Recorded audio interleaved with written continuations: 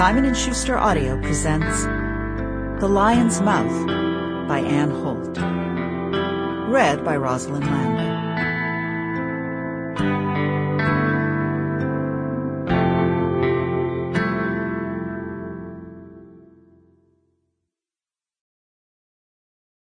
It's no use being a qualified zoologist once you're inside the lion's mouth. Gunnar Rice Anderson. Friday, April the 4th, 1997. 1847. Prime Minister's Office. PMO.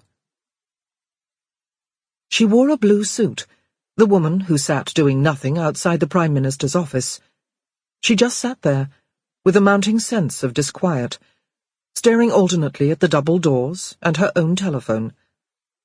Her neat little jacket was of classic cut, with a matching skirt, and was complemented by an overly gaudy scarf.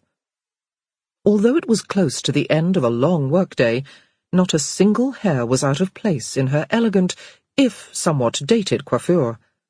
The hairstyle made her appear older than she actually was, and that might have been the intention, as if the fact that it had gone out of fashion in the early 1980s, feather cut at the sides, with a full crown, somehow endowed her with a gravitas that her 40-plus years did not. She had more than enough to do, but, uncharacteristically, she couldn't settle down to anything.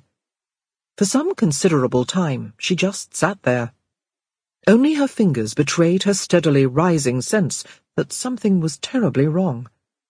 They were long and beautifully manicured, with crimson nails and 2 gold rings on each hand, and they touched her temple at regular intervals, as though to tidy some invisible, disorderly strands, before tapping the blotting pad with a hollow sound, like a series of shots fired using a silencer. Suddenly, the woman stood up and crossed to the west-facing window. It was twilight outside.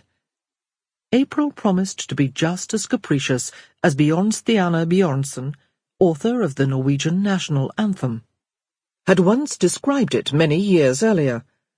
15 floors below, she saw people shivering as they hurried along Akersgata, some of them walking irritably in circles as they waited for a bus that might never come. There was still a light on in the Culture Minister's office across the road in the R5 building.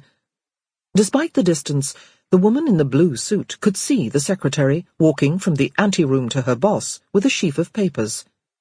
Tossing her blonde hair, the young cabinet minister laughed in response to the older woman. Sample complete. Ready to continue?